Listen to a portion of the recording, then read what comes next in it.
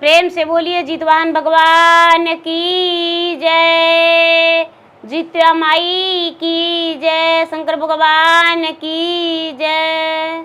हर हर महादेव। देवों का देव महादेव जी के चरण में प्रणाम करती हूँ, मेरा प्रणाम स्वीकार हो। माता गौरी पार्वती के चरण में प्रणाम करती हूँ, मेरा प्रणाम स्वीकार हो। गणपति ललनवा के चरण में प्रणाम करती हूँ, मेरा प्रणाम स्वीकार हो। गुरु भाई बहना, मैं एक कथा सुनाने जा रही हूँ। इस कथा को पूरा सुनिए और रहस्य जानिए। आदि नहीं आदि सुनने में शिव गुरु का अपमान होती है, जितवाहन भगवान का अपमान होती है। पूरा सुनने में जितवाहन भगवान पुत्रों की रक्षा करते हैं, पुत्र की लंबी आयु होती है, घर में सुख शांति आती है। इसलिए कथा को पूरा सुनिए और रहस्य जानिए। जय जितवाहन बाबा, जय जितिया माई। मैं एक जितिया व्रत की कथा सुनाने जा रही हूँ। आश्विन मास पितृपक्ष में कृष्ण पक्ष सप्तमी के दिन नहाई खाए, अष्टमी के दिन उपवास रहते हैं, नवमी के दिन व्रत खोलते हैं यानी पारण करते हैं। हर हर महादेव। गुरु भाई बहना, एक राजा थे और एक रानी। राजा बहुत उच्च विचार के थे, अच्छे थे, महान राजा कहलाते थे। नगर में उनका पूरा गुणगान गाया जाता था। राजा साहब अपने तरफ से अपने प्रजा को कभी दुख नहीं देते थे। प्रजा जो भी कहता था, राजा साहब प्रजा का खुशी में अपना खुशी मानते थे, अपने प्रजा को भाई और बंधु समझते थे। धीरे धीरे समय बीत रहा था। कहते हैं कि भगवान ही रुलाते हैं, भगवान ही हंसाते हैं। राजा के सब कुछ था, लेकिन एक चीज का कमी था। राजा निसंतान थे, राजा का कोई संतान नहीं था। जो राजा थे, राजा उनका कोई संतान नहीं था। राजा साहब का ब्याह का कई वर्ष बीत गया था। आज के जमाने में तो 80 साल और 90 साल में लोग स्वर्ग सिधार जाते हैं, लेकिन पुराने जमाने में 200, 250 साल, 300 साल जीवित रहते थे। तो राजा जो थे, राजा का ब्याह का 10 वर्ष हो गया था, लेकिन संतान नहीं हुआ था। राजा साहब के प्रजा कहने लगे कि हे राजन, आप निसंतान हैं, आपका कोई संतान नहीं है।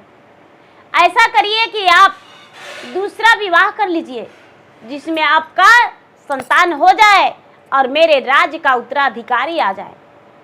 यदि दूसरा राजा बनेगा तो आप जैसा हम लोग का आजादी नहीं मिलेगा। राजा के सामने प्रजा जाकर आग्रह किए, निवेदन किए, प्रार्थना किए। राजा दूसरे विवाह को तैयार हो गए। राजा तनिक भी देर नहीं किए और दूसरा विवाह का घोषणा कर दिए। कुछ ही दिन बीता, महीना से 2 महीना, राजा दूसरी रानी ले आए। लेकिन भगवान का महिमा अपरंपार, राजा का दूसरी पत्नी से भी कोई संतान नहीं हुआ। कुछ दिन राजा आस देखे, तीसरा शादी कर लिए, चौथा शादी कर लिए, 5वां कर लिए, 6ठा कर लिए, लेकिन राजा निसंतान ही रह गए। राजा का कोई संतान नहीं हुआ। राजा का कोई संतान नहीं हुआ। राजा बड़ा दुखी रहने लगे। धीरे धीरे समय उनका बीतता जा रहा था। कहते हैं दीदी कि सावन में बारिश नहीं होता है तो भादो भी उदास हो जाता है, कि सावन में बारिश नहीं हुआ तो बारिश हो गया नहीं, धान का फसल उगेगा या नहीं। राजा को एक रानी से संतान नहीं हुआ तो 6 शादी कर लिए, लेकिन एको से संतान नहीं हुआ। राजा जो है, राजा बड़े उदास रहने लगे। राजा के मंत्री कहते हैं कि हे राजन, आप इतना उदास मत होइए, आप दूसरा विवाह कर लीजिए। राजा जो है, राजा कहते हैं कि शादी ऐसे नहीं करेंगे, इस बार गुरु पुरोहित को दिखाकर रास गान मिलाकर ब्याह करेंगे। यदि मेरा उसका भाग्य में संतान की प्राप्ति रहेगा तभी करेंगे, और नहीं तो ऐसे शादी नहीं करेंगे। राजा की बात सुनकर मंत्री अपने इस बात को मन में बसा लिए। मंत्री लड़की की तलाश करने लगे। एक गरीब व्यक्ति थे, उनका एक कन्या थी। उसका नाम राजलक्ष्मी था। बड़ा सुंदर स्वभाव की थी, बड़े सुशील थी। उसका इतना अच्छा संस्कार था कि सबको आदर भाव से बातें करती थी। राजा को मंत्री राजलक्ष्मी के बारे में बताए। राजा राजलक्ष्मी के बारे में जानकारी लिए तो उन्हें पसंद पड़ गया, लेकिन राजलक्ष्मी का भाग रेखा और अपना भाग रेखा ब्राह्मण को बुलवाकर, राजपुरोहित को बुलवाकर गुण मिलवाए। 36 गुण मिल गया। राजा विवाह का तैयारी कर दिए और राजा साहब ब्याह कर लिए। 7वीं रानी राजा के आ गई, लेकिन राजलक्ष्मी के आते राजा साहब क्या करते हैं, 6 रानियां की तरफ ताकने भी नहीं लगे, देखने भी नहीं लगे और छोटी रानी के साथ राजा समय देने लगे, हंसने बोलने लगे। छोटी रानी जो थी बड़ी सुंदर थी, बड़ा अच्छा विचार की थी। राजा को समय से भोजन, नाश्ता, चाय, पानी, राजा का कपड़ा धोना, बिस्तर लगाना, राजा का जाते समय कपड़ा देना, हर काम वो एक पांव पर खड़े रहती थी। उसमें कोई घमंड नहीं था। उसे ये नहीं लगता था कि मैं तो इतना बड़ा राजघराने का रानी हूं तो मेरा दासी ये करेगी। वो स्वयं अपना काम करती थी। राजा साहब क्या करते हैं कि राजलक्ष्मी को उत्तराधिकारी सौंप देते हैं, राजमाता बना देते हैं, राजरानी बना देते हैं। उसे राजवस्त्र, राजाभूषण सब कुछ दे दिए और राजमाता घोषित कर दिए। धीरे धीरे समय बीतने लगा। समय बीतते बीतते बीतते बीतते बीतते बीतते कुछ दिन बीता तो जो 7वीं रानी है राजलक्ष्मी, वो भी गर्भवती नहीं रही। धीरे धीरे समय बीता। एक दिन राजा बड़े उदास बैठे हुए थे। राजा उदास बैठे हुए थे। राजा को उदासी देखकर एक महात्मा राजा से बोल पड़े, हे राजन, आप इतना उदास क्यों हैं? राजा कहते हैं कि क्या बताऊं, मेरा तो 7 रानी है, एक का भी संतान नहीं है।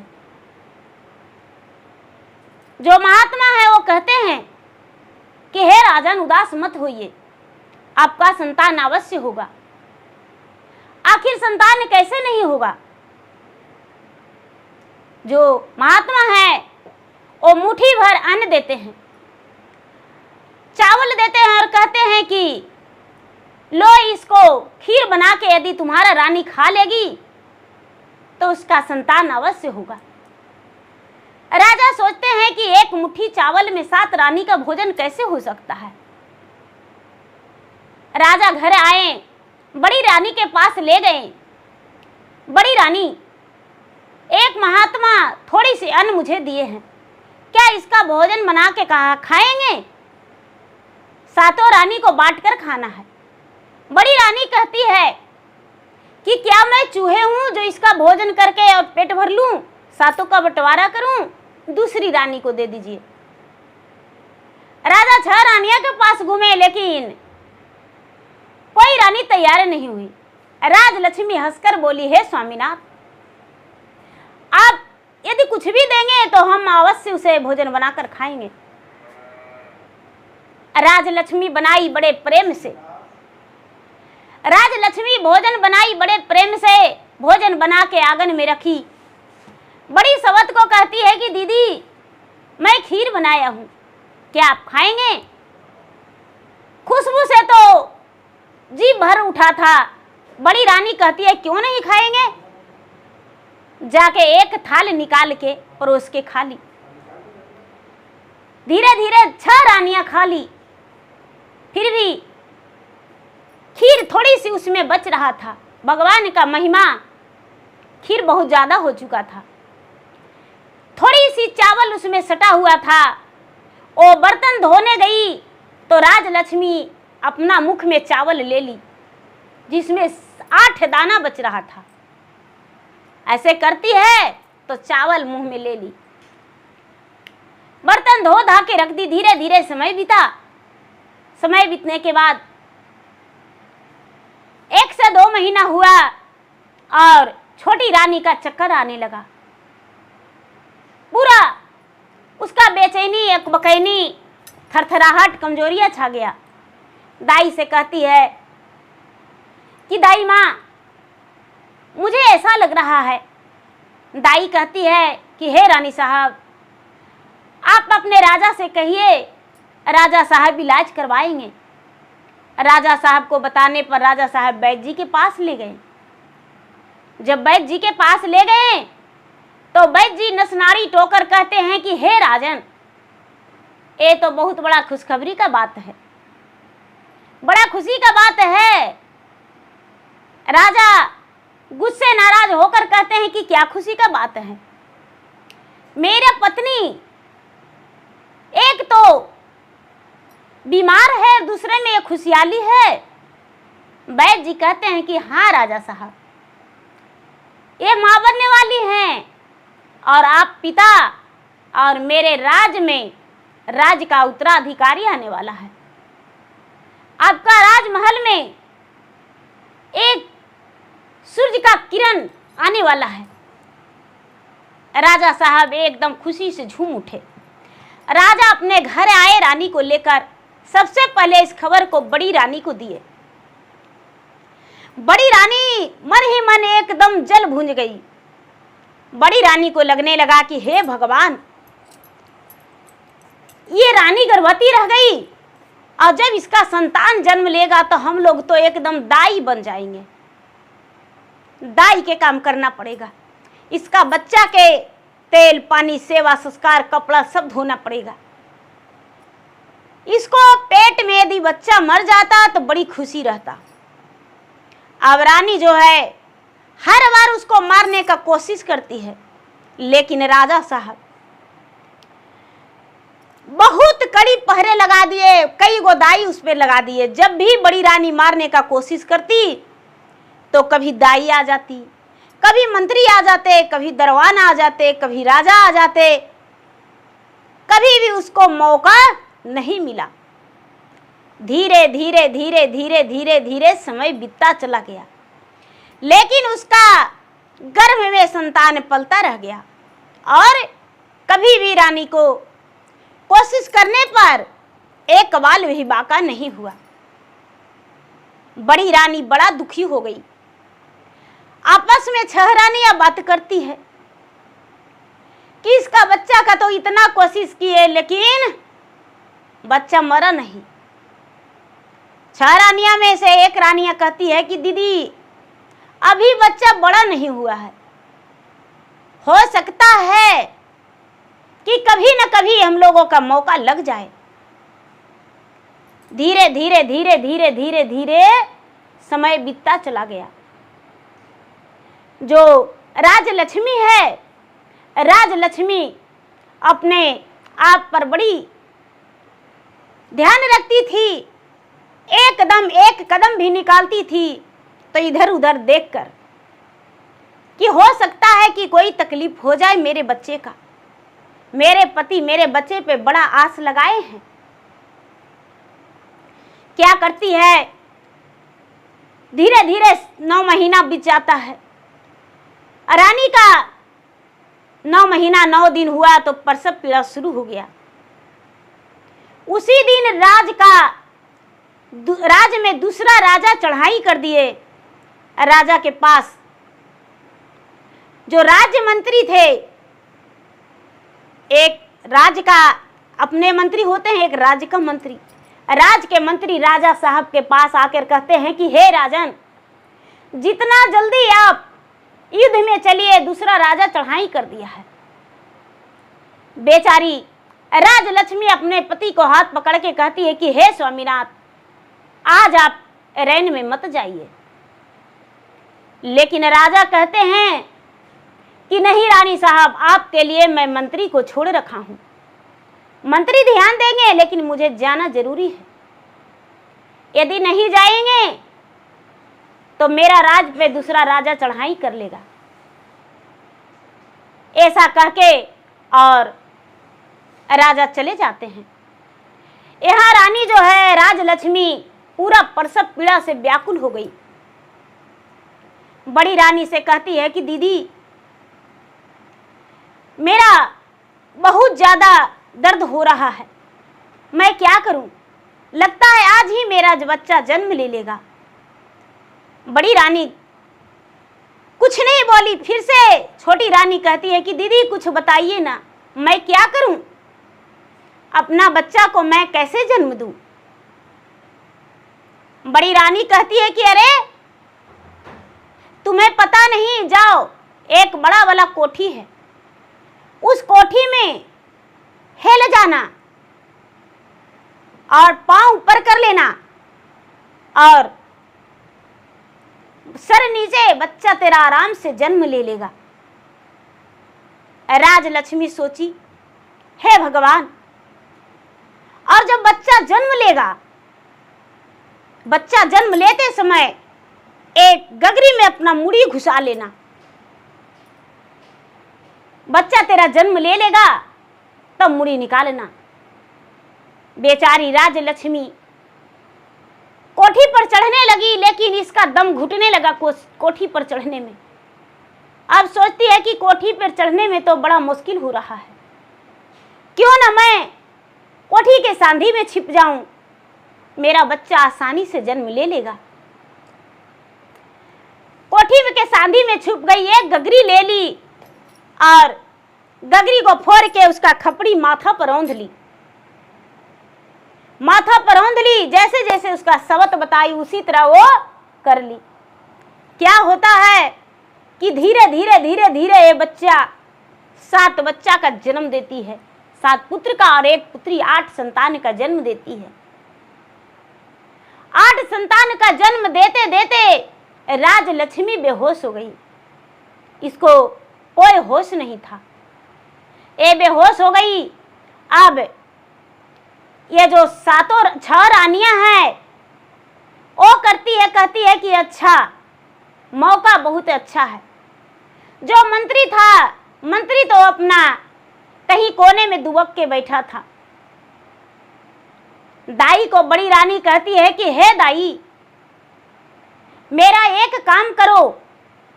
दाई कहती है रानी साहब क्या? तो तुम्हें पूरा मोहरा भरा सोने से देंगे, सोने का सिक्का भरा रहेगा और तुम धनवान हो जाओगी, तुम्हें प्रसवती नहीं करवाना पड़ेगा, किसी के घर नहीं जाना पड़ेगा। लो, और इस 7 बच्चा 8 बच्चा को जमीन में गाड़ देना कहीं सुनसान जगह पे। दाई कहती है कि नहीं रानी साहब, मैं ऐसा पाप नहीं कर सकती हूं। इसी संतान के लिए तो राजा 7 विवाह किए, यदि गलती से भी कोई मुझे देख लेगा तो मेरा तो काट काट के हड्डी पसली बराबर कर देंगे, मेरा बच्चा कुहकता रह जाएगा।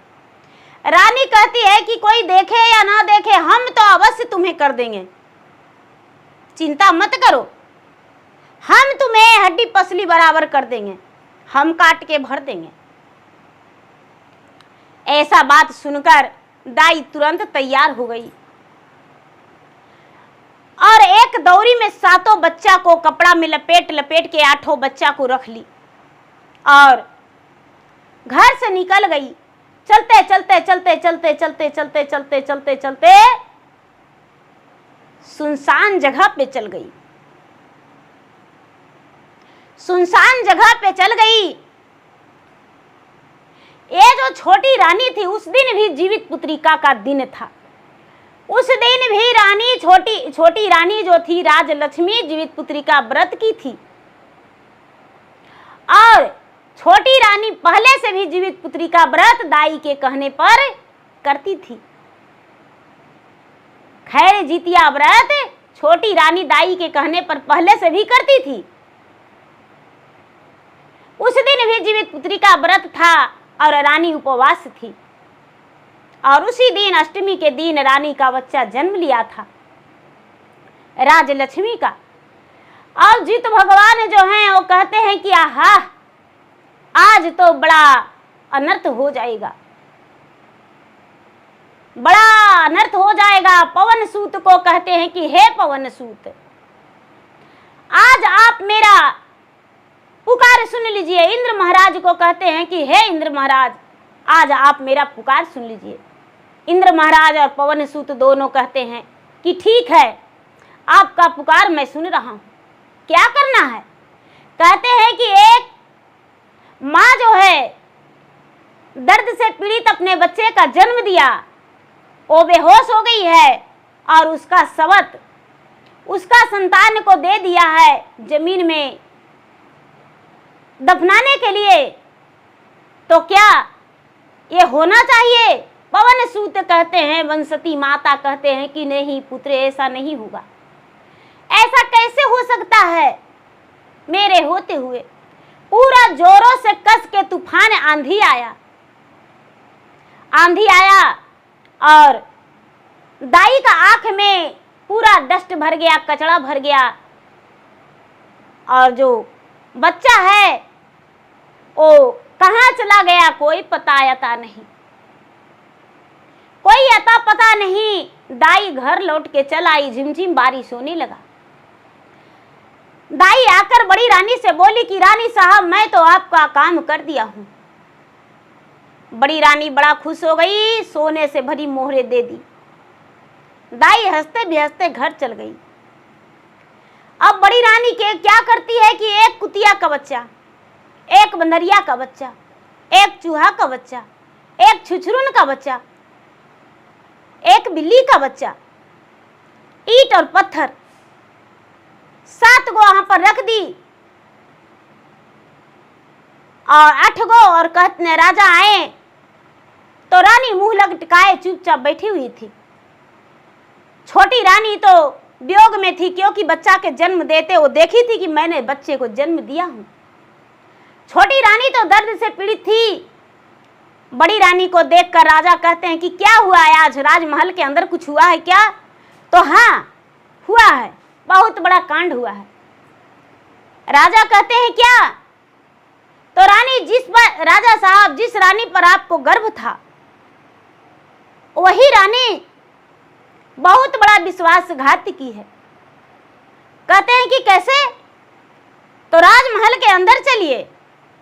राजा राजमहल के अंदर आए। कहते हैं कि देखिए, रानी कहती है, बड़ी रानी देखिए, आपकी छोटी रानी जिससे आप प्रिय और महान समझें, बंदरिया का बच्चा, कुतिया का बच्चा, बिल्ली का बच्चा, छुछरुन का बच्चा, चूहे का बच्चा का जन्म दी है, ईंट और पत्थर जन्म दी है। देखिए, राजा तनिक भी देर नहीं किए और राजलक्ष्मी को पांव हाथ बंधवा के और कोड़े से मरवाए। राजलक्ष्मी, आप एक बार भी ऐसा करने से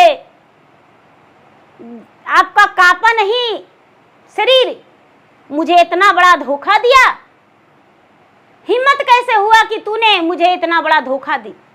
राजलक्ष्मी अपने भगवान के मन में सेवती है और कहती है कि हे भगवान, मैं जो गलती किया ही नहीं हूं, जो राजा सजा दे रहे हैं, मेरा दुख में राजा को सहमति होना चाहिए, सहयोग करना चाहिए, लेकिन आज मुझे एक तो परसौती और दूसरे में कोड़े की मार कैसे सहूं। हे भगवान, जो मैंने सच्ची व्रत किया होगा आपको जितवाहन भगवान, हे महादेव, हे ब्रह्मा विष्णु, हे कृष्ण, मैं सच्चे मन से आपको भक्ति किया होगा तो मेरा एक कोड़े का मार भी मेरा बदन पे नहीं रहेगा, मुझे चोट का आभास नहीं होगा। भगवान जो हैं उसका दुख तो पीड़ा तो हर लिए, लेकिन संतान कैसे ला के देते, राजा का विश्वास कैसे होता। राजा क्या करते हैं, अपने मंत्री को आदेश दे देते हैं कि इसको कारागार में डाल दीजिए।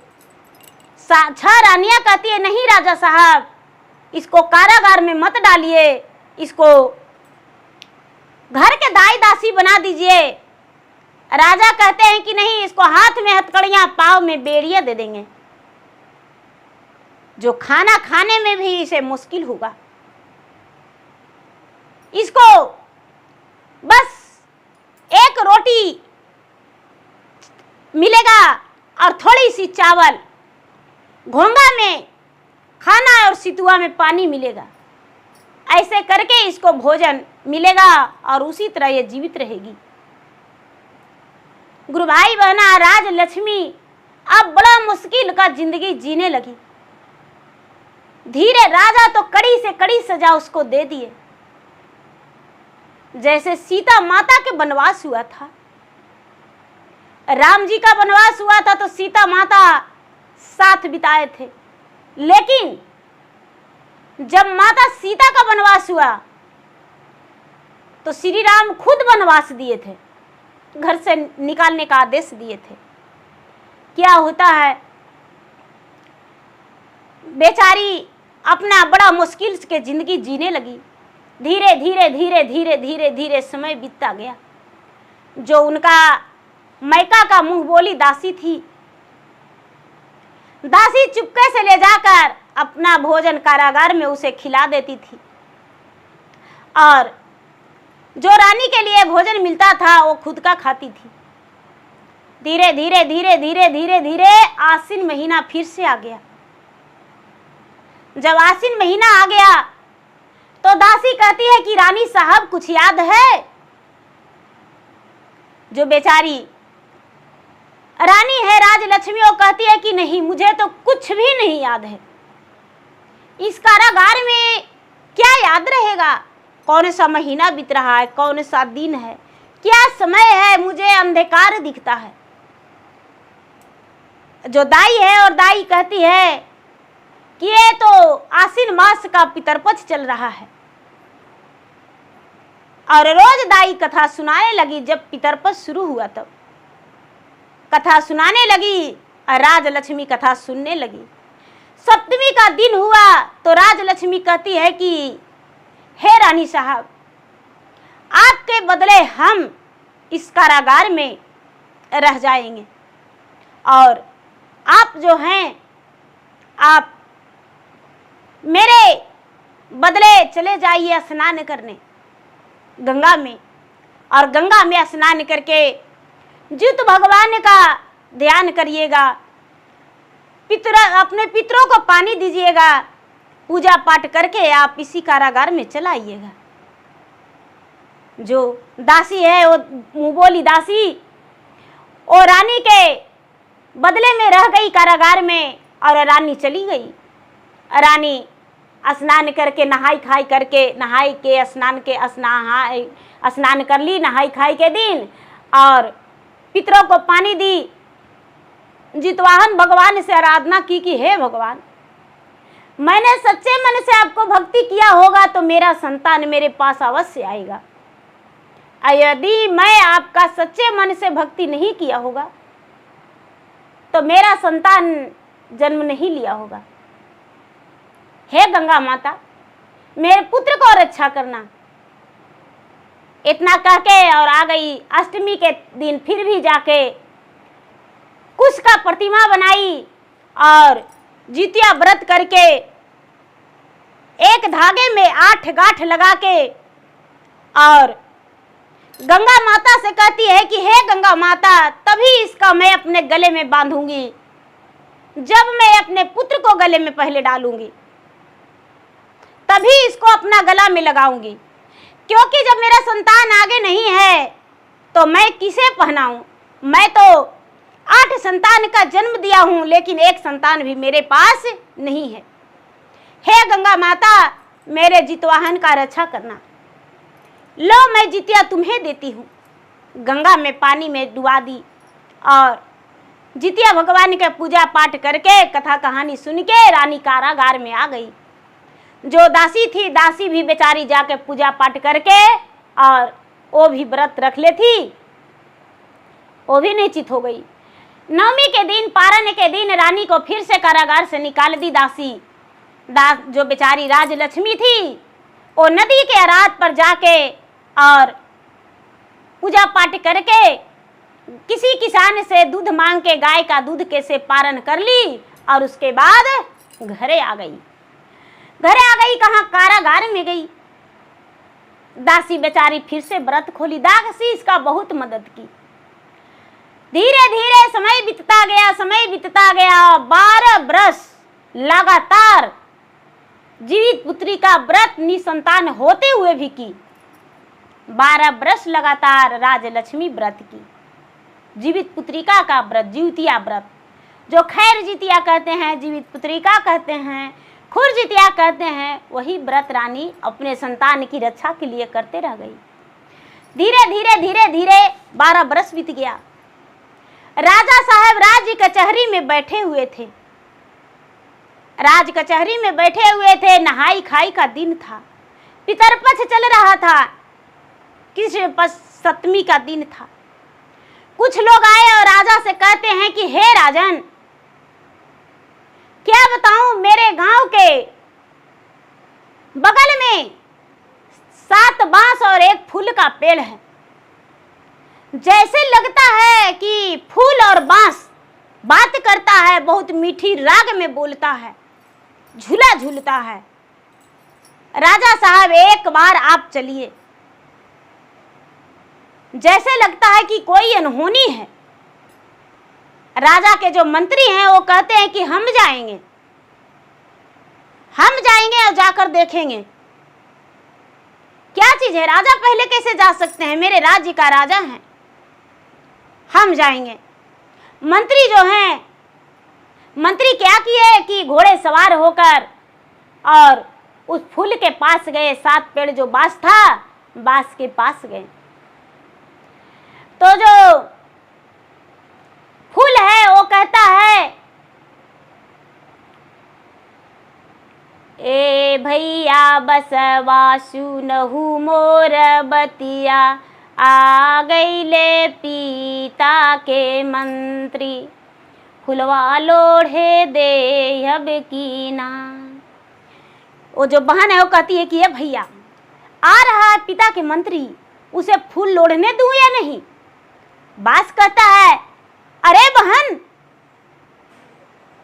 तू आकाश खिल जाओ, ये तो दुश्मन है सबसे बड़ा, इसको पर मेरे पिता छोड़कर चले गए थे, मेरी माता की रक्षा के लिए सौंप कर गए थे, लेकिन मेरा माता को इन्होंने रक्षा नहीं किया। इसके निगरानी में मेरी माता थी, लेकिन मेरी माता को यह निगरानी अच्छा से नहीं किया और मैं यहां आ गया। इसलिए आकाश खिल जाओ बहन, आकाश खिल जाओ। जो मंत्री है वो कहते हैं, हाथ जोड़ते हैं, गोड़ पड़ते हैं, लेकिन फूल का डाल नहीं नमता है। मंत्री सोचते हैं कि कुछ ना कुछ तो राज की बात है। लौट कर चले जाते हैं, राजा से कहते हैं कि हे राजन,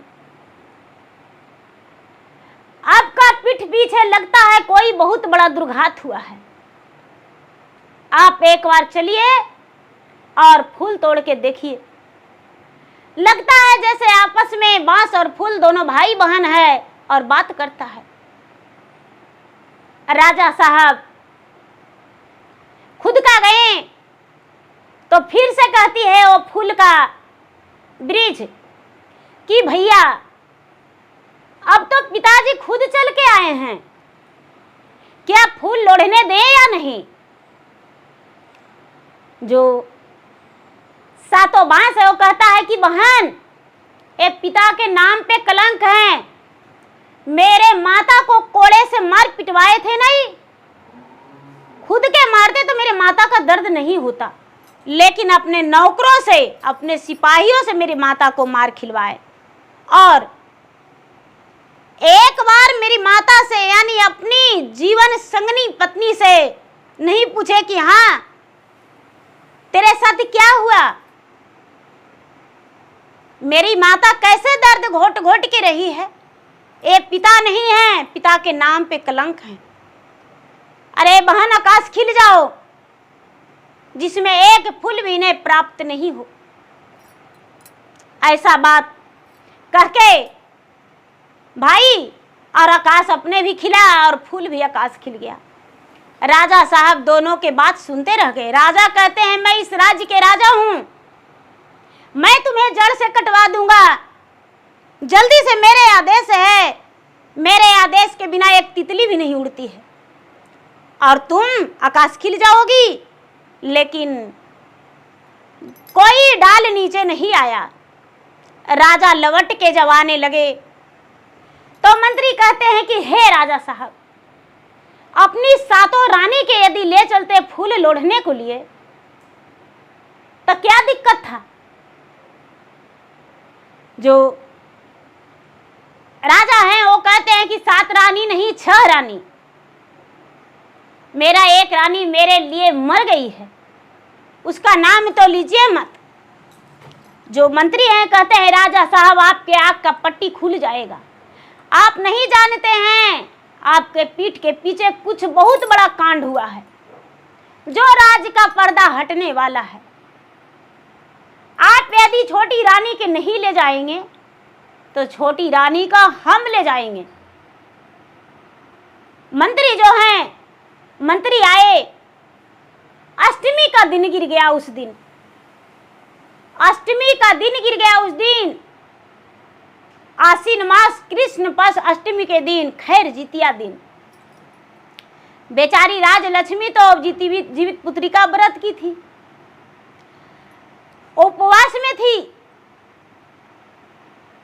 अब 6 रानी डोली कहार से आई और बेचारी राजलक्ष्मी मंत्री लेकर उसे पैदल की रास्ते लेकर आए। राजलक्ष्मी कहती है कि जहां बड़े बड़े डोल भैया खंडड़ी का क्या मोल, हम जाकर क्या करेंगे। कहते हैं कि नहीं, आपको चलना होगा, चलिए। 7 रानी यहाँ आ गई, पहले 6 रानी गई, हम तोड़ेंगे फूल, हम तोड़ेंगे फूल। 6 रानियां तोड़ने गई तो फिर से फूल का पेड़ में आवाज निकलता है फूल में से कि भैया आ गया है मेरी माता का दुश्मन, 6 सतेली माता, क्या इसे फूल लोढ़ने दें या नहीं। जो बांस है, बांस में से आवाज निकलता है कि बहन कभी कोशिश मत करना, यही तो मेरी माता का दुश्मन है, जब हम पेट में थे तो मारने का कोशिश करती थी, और जब जन्म लिए तो लाकर दाई से गड़वा दी, और आज आई है फूल लोढ़ने, एकदम सूखा हुआ भी फूल को गिरने मत देना। 6 रानियां कहती है कि हम पूरे बांस का पेड़ का, फूल का पेड़ का एकदम टहनी टहनी कटवा देंगे। कितनों चिल्लाई भड़की, लेकिन एक पत्ता भी नहीं हिला। मंत्री कहते हैं कि एक बार छोटी रानी का कोशिश करवाएंगे। राजा कहते हैं कि हम दूर चले जाएंगे। मंत्री कहते हैं, राजा साहब आप पीछे मुड़कर बस यहीं खड़ी रहिए, और छोटी रानी फूल लोढ़ने जाएंगे। छोटी रानी गई फूल लोढ़ने राजलक्ष्मी, तो फूल में से आवाज निकलता है कि ये भैया बसवा सुनहु मोरा बतिया, आई गेले चरण छुए के दिन, माता राजलक्ष्मी आएलन बगीचवा, नाही मानई हमारा के जी, एक माना करई लोरी हम गोड़ावा, दूसरा माना करई लोरी हम खोछवा, तीसरा माना करई लोरी हम गोदिया, चौथे माना करई लिया कावरिया, 5वें माना करई माता संग रही, 6ठे माना करे संगे चली जाइए, 7वें माना करे सब मिली रही संग साथ। कहती है कि ए भैया आज मेरा दिल नहीं मानेगा। मेरी माता आ गई है भैया, मेरा मन कर रहा है कि उसका चरण में लोर जाए। भैया मेरा मन कर रहा है कि उसका खोइछा में फूल भर के दे दे। भैया मेरा मन कर रहा है उसका गोद में हम खेले। भैया उसका मन कर रहा है कि उसका सीने में लटक जाए, दूध पिए। भैया मेरा मन कर रहा है उसका कांधे पर मैं झूलू झूला। भैया मन कर रहा है माता के साथ में रहूं, माता के साथ में चला जाऊं। भैया अब मेरा हिम्मत नहीं जो कि अपने आप का रोक पाऊं। सातों जो बास है वो कहता है कि बहन मेरा भी मन उसी तरह लग रहा है। मेरा क्या पत्थर का दिल है, मैं भी तो उसी का पुत्र हूं।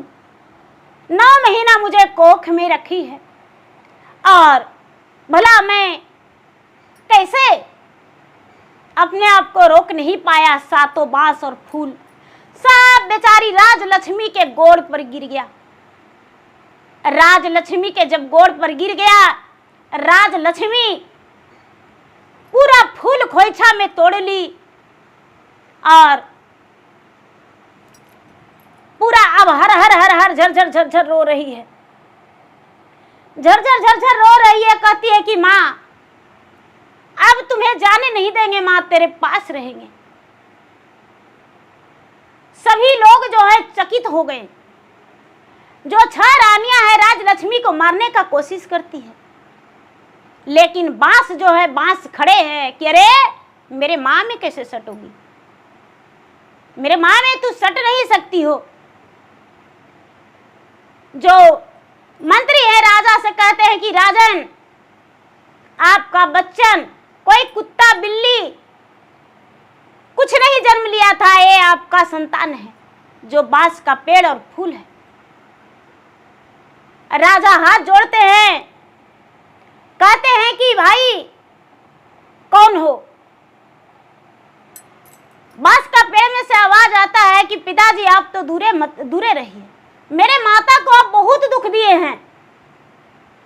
मेरे माता का जब मैं जन्म लिया और सौतेली माँ फेंक दी तो एक बार पूछने का कोशिश नहीं की, एक कोड़े का मार बरसाएं। इसलिए आप मेरे पिता के नाम पर कलंक हैं। बेचारी राजलक्ष्मी कहती है कि बेटा तुम बाहर कैसे आओगे। बच्चा कहता है कि माता अपने दूध की धार सारी वृक्ष पे दे दो, फूल पे और बांस पे। अष्टमी के दिन था। बेचारी राजलक्ष्मी क्या करती है, अपने दूध की धार पेड़ पर दे देती है। आप पेड़ पर दे के हाथ जोड़ देती है और सब बच्चा जो है बांस फट के पेड़ फट के निकल जाता है। माँ माँ कह के लटक जाता है, माँ माँ कह के लटक जाता है। वहां पर ब्रह्मा विष्णु सरस्वती लक्ष्मी माता बनसती जितवाहन सभी प्रकट हो जाते हैं, जय जयकारी करते हैं, जय जयकारी करते हैं। राजा जो है राजा कहते हैं कि इस हाल तुम्हें किसने किया। बच्चा आठों कहता है कि पिताजी आपकी बड़ी रानी ये सब हाल करवाई है दाई के हाथों। राजा तुरंत दाई को आदेश देकर बुलाए। दाई गई, कहती है कि हाँ राजा ने सही बात है, आपकी बड़ी रानी मुझे रुपयों के लालच में ये सब करवाई। 6 रानियां ने ये सब किया है। बच्चे को राजा कहते हैं कि तो तुम कैसे जीवित कैसे हो। बच्चा कहता है कि आज तक मैं बंसती माता के गोद में थी। जितवाहन भगवान ने मुझे बंसती माता के सौंप दिए थे, बंसती माता मुझे रख लिए थे। जब दाई यहाँ पर मुझे जमीन में परवाह करने आई तो जितवाहन भगवान का नजर खुला, ब्रह्मा विष्णु का, इंद्र का, पवन सूत का नजर खुला, जोरों से आंधी आया। बंसती माता अपने गोद में मुझे ले लिए और दाई लौट के चली गई।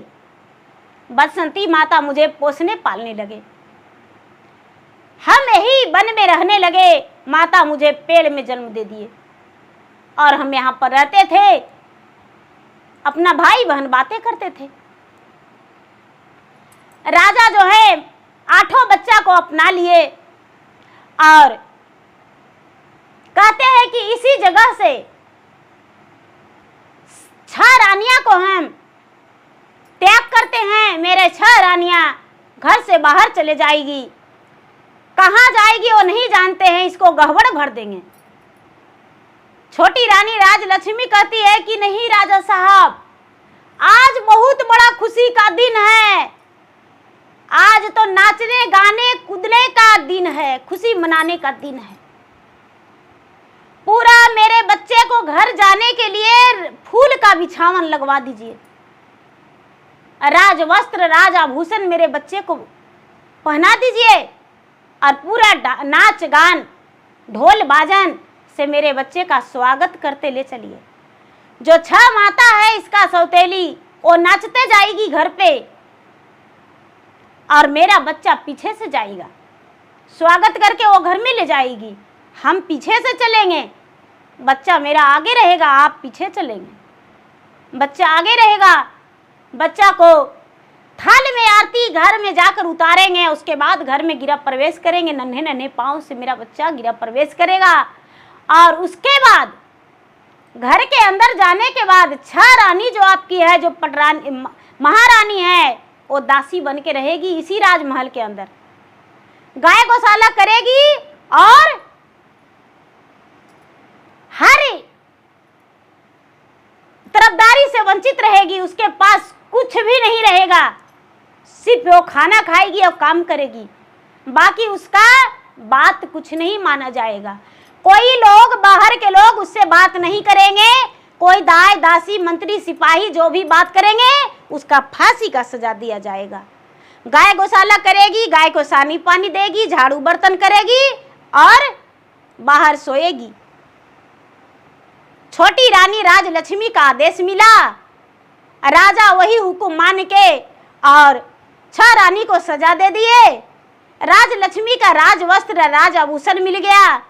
8 संतान राजा का खुशहाली महल के राजकुमार राजकुमारी बन के रहने लगा और राजलक्ष्मी जो है राजरानी बन गई। 6 रानियां दाई दासी बन के उसी घर में रहने लगी। जो जैसा किए वैसा पाए। तो गुरु भाई बहना, ये है 7 रानियों की कथा, राजा की 7 रानियों की कथा। तो गुरु भाई बहना, मेरा वीडियो अच्छा लगे तो मेरा वीडियो का लाइक करें, शेयर करें। चैनल पर यदि नए हैं तो चैनल का सब्सक्राइब करें, बेल आइकन घंटी को दबाएं, जो कि मेरा वीडियो का नोटिफिकेशन सबसे पहले आपके पास जाए, आप मेरा वीडियो सुन सके। कमेंट बॉक्स में जय जितवाहन बाबा, जय जितिया माई, हर हर महादेव, ओम नमः शिवाय, या तो अपने दुखड़ा लिखकर भी भेज सकते हैं, जो कि मैं आपका दुख दर्द जितवाहन भगवान के सामने रखूंगी और भगवान से प्रार्थना करूंगी, जो कि हर दुख दर्द आपका दूर हो जाए। जो भी माँ नहीं बने हैं वो जितवाहन भगवान से प्रार्थना करिए और हम भी आपके बदले में करेंगे कि हे भगवान उन्हें संतान दे दे। जय जितवाहन बाबा, जय जितिया माई, हर हर महादेव, घर घर महादेव। धन्यवाद।